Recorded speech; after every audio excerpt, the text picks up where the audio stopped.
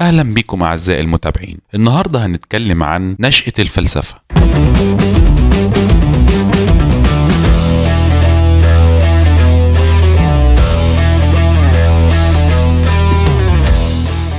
أين نشأت الفلسفة؟ الفلسفة هي كلمة من أصل يوناني، وهي مشتقة من مقطعين. الأول فيلوس، ومعناها باليونانية الحب، وبتدل على التحرك والإقبال. والثاني سوفيا، ومعناها الحكمة، ودي بتدل على المعرفة بأنواعها. وبكده تكون كلمة الفلسفة على بعضها محبة الحكمة، وبيكون الشخص الفيلسوف هو الشخص المحب للحكمة. أما تعريف الفلسفة كمصطلح هتجد أنه اختلف من عصر إلى آخر ومن مذهب فلسفي إلى آخر، حيث كانت الفلسفة عند سقراط مثلا تمثل دراسة الحياة الأخلاقية. أما عند شيشرون فقد رأى أن الفلسفة علم يسري حياة الإنسان من خلال ما يقدمه من قواعد السلوك وفهم لمعاني الحق والواجب، بينما نظر كل من أفلاطون وأرسطو إلى الفلسفة على إنها دراسة للكون ونواحي الحياة الإنسانية كلها. فكان كل عالم جه في وقت معين من الأوقات كان وجهة نظره بتختلف عن العالم اللي قبله بالنسبة للفلسفة. بالإضافة إلى أن رواد الفلسفة المعاصرة أمثال ويليام جيمس على سبيل المثال رأوا أن الفلسفة تعبر عن التفكير في تحقيق المنافع العلمية، كما مثلت الفلسفة عند ماركس الاهتمام بتغيير العالم وتعديل النظام القائم والتخلص من مظاهر الظلم والخرافات والطغيان. وزي ما ذكرنا دلوقتي ان كل عصر وليه وجهة نظره من الفلسفة، وكل علماء جم في فترة معينة كانت نظرتهم للفلسفة مختلفة عن نظرة الناس اللي قبلهم. فمعنى كده ان الفلسفة هي بتختلف من كل عصر للتاني حسب متطلبات او حسب العلم السائد في هذه الفترة. نشأة الفلسفة: ظهرت الفلسفة لأول مرة في الفترة ما بين القرنين السادس قبل الميلاد والسابع قبل الميلاد، وكان ده في مدن الحضارة اليونانية إضافة إلى المدن الواقعة في الساحل الغربي لآسيا. ثم ظهرت بعد كده في إيطاليا الجنوبية والمدن الساحلية الواقعة في جزيرة صقلية، ثم وصلت إلى مدينة أثينا اليونانية. وما يدل على أن الفلسفة قد نشأت عند اليونان إجماع المؤرخين على أن الفلسفة نشأت ضمن إطار العقلانية اليونانية، كما أن التراث اليوناني هو التراث الفلسفي الوحيد والقديم الذي وصل إلينا بصورته الواضحة، على عكس كتير من تراثات الحضارات الشرقية القديمة اللي اندثرت مع مرور الوقت. وبذلك لا يمكن أن نجد فلسفة سبقت الفلسفة اليونانية. وزي ما احنا قلنا إن الفلسفة اليونانية هي الفلسفة اللي حفظت، أو الحضارة اليونانية هي الحضارة اللي قدر علمائها يوصلوا لنا الفلسفة بتاعتهم. الفكر اليوناني قبل ظهور الفلسفة. ازاي كان علماء اليونان بيفكروا قبل ظهور الفلسفة؟ بانه تفكير اسطوري بيعتمد على سرد القصص الخيالية، وتمحور هذا التفكير حول الكون والطبيعة واعتقادات الانسان وتصوراته لذاته. كما اشتمل التفكير الاسطوري الفلسفي على المغامرات والمعاناة والصراع بين الانسان والصراع بين قوى الخير والشر وغيرهم من الاساطير الخيالية.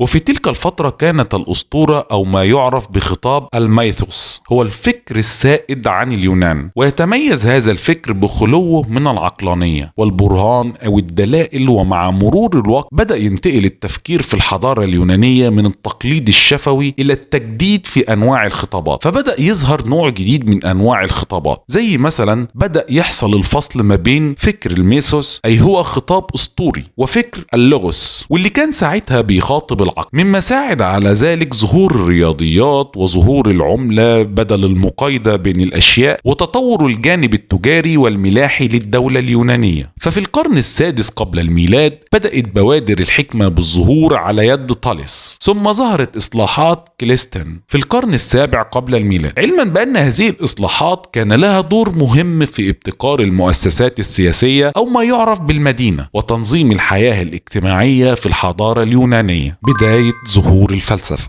مع ظهور المدينة في الحضارة اليونانية ولأول مرة في تاريخ البشرية ازدادت القضايا والمسائل العامة بين الناس بشكل غير خاضع للحسم، كما أصبح من اللازم إجراء سجال علني ونقاش مدعم بحجج وبراهين بخصوص القرارات المتعلقة بالمصلحة العامة، وأصبح لكل مواطن الحق الكامل في التعبير عن رأيه فيما يتعلق بقضايا الشأن العام وساد النظام السياسي الديمقراطي ضمن نظام الدولة المدنية. ومن الجدير بالذكر أن هذه العوامل وغيرها مهدت الطريق لنشأة الفلسفة التي امتدت تاريخ نشأتها في الحضارة اليونانية من القرن الرابع قبل الميلاد إلى القرن السابع قبل الميلاد. بداية التفلسف ما قبل سقراط. كانت البداية الأولى لتطبيق الفعل الفلسفي اليوناني عند الحكماء اليونانيين، أو كما كان يطلق عليهم الحكماء الطبيعيين. ويعتبر طاليس الذي فسر أصل الوجود بالماء أشهر هؤلاء الحكماء، وهو صاحب المقولة الشهيرة العالم يأتي من المحيط ويعود إلى المحيط، حيث اعتقد أن الماء هو أصل كل شيء والمبدأ النظري الأول لتكوين الطبيعة. كما أن من الحكماء المشهورين أيضا هيراقليطس، وهو الذي قال إن أصل العالم من نار، وأناكساغوراس الذي اكتشف العلة المحركة وهي العقل، وإنكسامانس الذي قال إن أصل العالم هو الهواء. ومن الجدير بالذكر أن هذه الآراء والأقوال تمثل حدثا فلسفيا خاليا من الخيال والخرافة، حيث ساهمت بشكل كبير في الوصول إلى المسلمات التي تفسر أصل الطبيعة والوجود. فلولا هذه الأقوال ولولا هذه الفلسفات وتفسيرها ما كنا وصلنا إلى معاني أسئلة كثيرة قدر علماء الفلسفة إن هم يجاوبوا لنا عليها. فلسفة سقراط وما بعده. تركز مفهوم الفلسفة في عصر سقراط على ماهية الإنسان ومعرفة الحقيقة والعدل والخير، وذلك بناء على تصور عقلي بحت بعيدا عن الحواس. ثم ظهر أفلاطون الذي ركز في موضوعاته الفلسفية على جوهر الأشياء وحقائقها الثابتة، وتمثلت الفلسفة عنده بمعرفة الخير للإنسان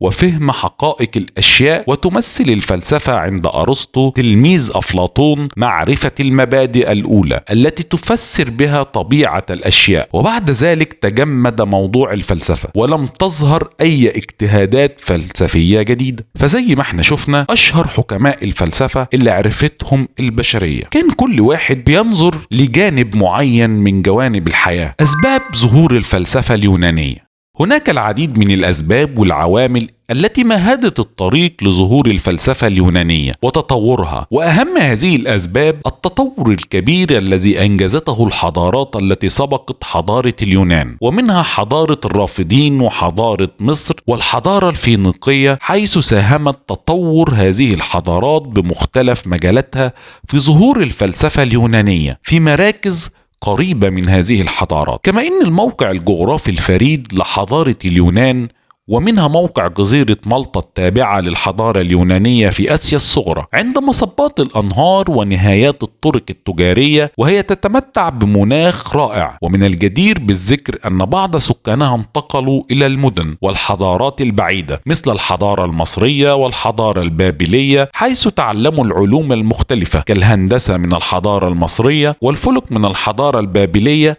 ونقلوها إلى حضارتهم عند عودتهم إليها. كما أن هناك عوامل اقتصادية وسياسية وفكرية، حيث تمثلت بالاستقرار السياسي وعقد العديد من المعاهدات والاتفاقيات التي ساعدت على تحرر المواطنين من الخوف السياسي وتفرغهم للثقافة والفن. أما من الناحية الاقتصادية فقد ساهم الثراء في وجود فراغ كبير، حيث أصبح العبيد هم من يؤدون الأعمال اليومية. ومن الناحية الفكرية أنشأت مالطا أرستقراطية ثقافية تتيح التسامح الفكري. أتمنى يكون فيديو النهاردة عجبكم، واللي اتكلمنا فيه عن نشأة الفلسفة وأسباب ظهور الفلسفة اليونانية. هسيب لكم بعض المصادر في التعليقات للي حابب يبص عليها. إلى اللقاء في فيديو جديد.